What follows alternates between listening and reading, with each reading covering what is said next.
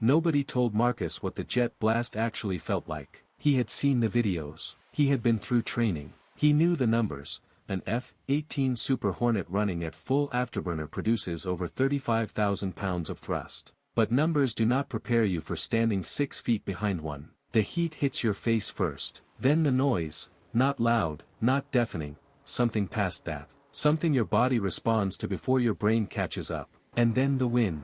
A wall of air moving fast enough to throw a grown man across a flight deck and into the ocean. Marcus was 22 years old. It was his first deployment. And this was Tuesday. Every single day, on aircraft carriers operating across the world's oceans, young Americans show up to one of the most dangerous workplaces ever created. Not the pilots, not the admirals, the men and women on the deck itself, hands on the aircraft, boots on the steel, working in conditions that would shut down any civilian job site in the country.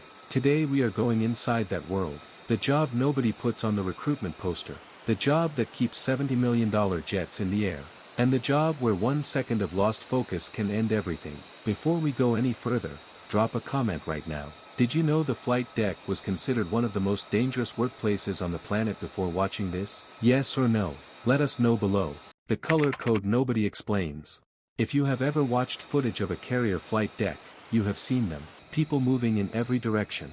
Jets taxiing. Steam rising from catapults. Controlled chaos happening faster than you can follow. And everyone is wearing a different color. That is not decoration. That is a system, and understanding it is the first step to understanding what these jobs actually are. Yellow shirts are aircraft directors. They are the traffic controllers of the flight deck. Every movement of every aircraft goes through them. A yellow shirt's hand signals are law. Pilots follow them without question, because on a flight deck where a single miscommunication means millions of dollars of aircraft and human lives lost, there is no room for ambiguity. Blue shirts handle the physical movement of aircraft when the engines are off. Chocks and chains, pushing jets into position, connecting tow bars. They work closest to the most dangerous areas of the deck, and they are often the youngest, most junior sailors on the ship. Red shirts are the ordnance crew and crash and salvage team. They handle the weapons, bombs, missiles, ammunition, and they are the first responders when something goes wrong. When a jet catches fire on deck, the red shirts run toward it. Green shirts maintain the catapults, the arresting gear, and the aircraft itself during flight operations. They are the mechanics of the sky highway. Purple shirts fuel the aircraft. On a carrier conducting full flight operations, they are moving constantly, fueling jets between every single launch and recovery cycle. And then there are the brown shirts, the plane captains. And this is where we are going today. Drop a comment. Which color jersey would you want to wear? Read through the replies. People always pick the same two, and it is never the one you would expect. What a plane captain actually is. Every single aircraft on a U.S. Navy carrier has one person assigned to it. Not a team. One person. That person is called the plane captain. They wear a brown jersey and a brown helmet. And their relationship with their aircraft is unlike anything in civilian life. The plane captain owns the jet. Not legally, not on paper, but in every practical sense. That aircraft is their responsibility from the moment it lands until the moment it launches again. They are the first person on deck in the morning and the last person to leave at night. Before every single flight, the plane captain performs what is called a pre-flight inspection. They walk the entire aircraft. Every panel, every control surface, every fluid level, every fastener that is supposed to be there. They are looking for anything out of place, a loose rivet, a hydraulic leak, a bird strike from the previous mission that somebody missed. This inspection is not a formality.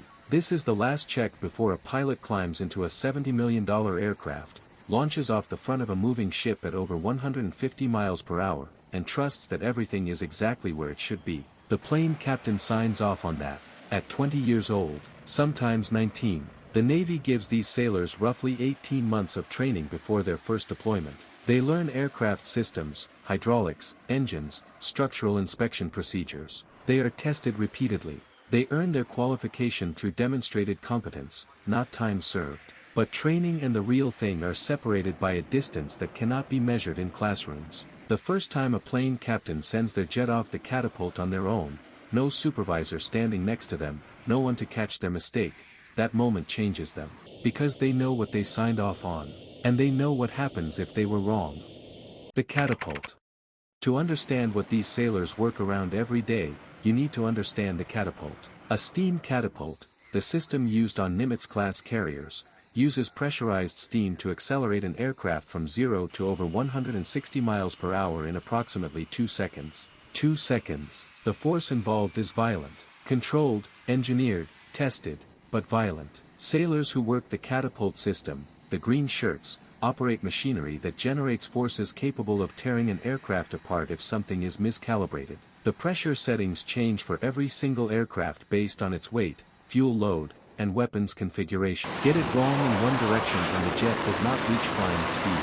Get it wrong in the other direction and you structurally damage the airframe. Every launch is a calculation. Every calculation has to be right. Now imagine doing this in the dark. Night operations on a carrier flight deck are a different world entirely.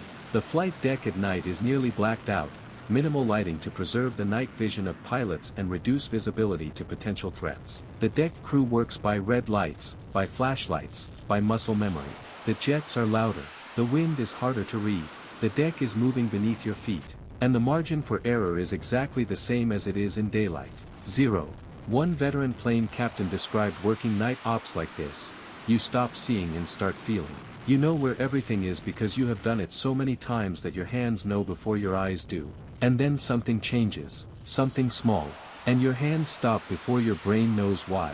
And 9 times out of 10, that is the thing that would have gone wrong. 9 times out of 10. The statistics. The United States Navy classifies the flight deck as one of the most hazardous work environments in any military in the world. Here is what that actually means in numbers. Flight deck injuries occur at a rate significantly higher than almost any other military occupational specialty. The causes break down into 4 main categories. Jet blast. The exhaust from a running aircraft engine powerful enough to knock a sailor off their feet, across the deck, and over the side. Jet blast deflectors, large metal panels that rise from the deck behind a jet during launch, were specifically engineered to protect the crew behind the aircraft. But on a crowded flight deck during high-tempo operations, not everyone is always where they are supposed to be. Foreign object damage. A loose bolt. A dropped tool. A piece of safety wire that worked itself free. Anything small enough to be ingested by a jet engine becomes a projectile capable of destroying that engine entirely, or worse, being expelled from the back of it at lethal velocity. FOD walkdowns happen every single day. The entire deck crew walks the flight deck in a line, shoulder to shoulder, scanning every inch of steel for anything that does not belong there. It takes 30 minutes. It happens before every flight operations period. Without exception. Propeller and rotor strikes. Helicopters operate from the same deck as fixed-wing aircraft on many carriers. A spinning rotor at head height, in poor visibility, is exactly as dangerous as it sounds. Falls overboard. The flight deck has no railing. It ends. And beyond that edge is the ocean, moving at 30 knots relative to the ship. Every sailor who works the flight deck wears a float coat, an inflatable life vest that activates on contact with water. Every sailor knows the man overboard procedure. And every sailor knows that the ocean at night, in the wake of a carrier moving at speed, gives you a window measured in minutes before hypothermia begins. The training is thorough. The gear is good. The procedures are tested. People still get hurt. This is the job. Comment below, what part of this surprised you most? The statistics, the night operations, or the age of the sailors doing this work? Tell us. The arresting wire. The launch is only half the equation. When a jet returns to the carrier, it does not slow down on approach. It does not glide in gently. It hits the deck at over 150 miles per hour with full engine power, because if the hook misses the wire, the pilot needs enough speed to fly off the end of the deck and come around again. The arresting gear system consists of 4 steel cables stretched across the landing area of the flight deck. The jet's tailhook, a hook attached to the rear of the aircraft, catches one of these cables and brings the plane from 150 miles per hour to 0 in approximately 2 seconds. 2 seconds. Same as the catapult. Same forces. Same violence. In reverse, the arresting gear crew, green shirts, maintain and reset this system between every single recovery. The cables take an enormous amount of stress with each arrested landing. They are inspected constantly. They are replaced on a schedule that accounts for every single arrested landing they absorb. In July 2022, an arresting gear failure on the USS Harry S.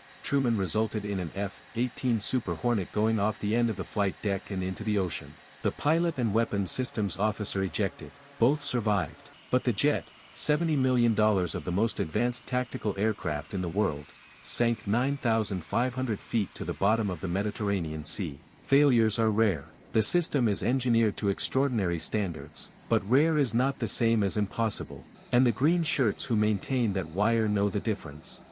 Who these people are. Here is the part that does not fit in any statistic. The average age of a flight deck crew member on a U.S. Navy aircraft carrier is somewhere between 19 and 24 years old. Many of them graduated high school less than 2 years before their first deployment. Many of them have never lived away from home before boot camp. They arrive on the ship and within months they are responsible for aircraft worth more than most people will earn in their entire lives, in conditions that no civilian workplace would legally permit. And they do the job, day after day, launch after launch, in heat that regularly exceeds 120 degrees on the Persian Gulf deployments. In North Atlantic storms where the deck is wet and moving and the wind is trying to push you off the edge. A plane captain named Petty Officer 2nd Class Rivera, who completed 2 deployments on the USS Ronald Reagan, was asked what kept her focused during the hardest moments. She said, "You stop thinking about the danger after a while, not because it goes away, because you trust the person next to you, and you know they trust you. And that is the only thing that makes any of it work. That trust, built between teenagers and 20-year-olds in the middle of the ocean, forged by doing the same dangerous job together, correctly, thousands of times. That is what keeps the jets in the air. Not the technology, not the engineering, the people." Drop a comment. After everything in this video, what is your honest reaction to how young these sailors are when they start doing this job? We read every single reply on this one. The close. The flight deck of a U.S. Navy aircraft carrier launches and recovers aircraft at a pace that no other Navy on Earth can match. On a full operations day, the carrier can conduct over 270 individual flight operations. Launch, recover, reset, launch again. Each one of those operations runs through the hands of the people we talked about today. The plane captain who signed off on the pre-flight, the yellow shirt who directed the jet into position, the green shirt who set the catapult pressure, the blue shirt who pulled the chocks, the arresting gear crew waiting at the other end. No single one of them can do the job alone. No single one of them is more important than the others. It is a system. And the system only works because every person in it does their part exactly right, every single time, under conditions that would stop most people cold. These are not special forces operators. They are not test pilots. They are young Americans who showed up, learned the job, and did it anyway. Every day, every launch, every landing, in the dark if necessary. Final question, and think about this one before you answer. If you were 19 years old and someone offered you this job, would you take it? Yes, no, or it depends. Tell us below. The conversation in the comments on this one is always worth reading. If this gave you a new understanding of what happens on that flight deck, subscribe. Every week we go deeper on the people and the stories behind the most powerful Navy on Earth. We will see you in the next one.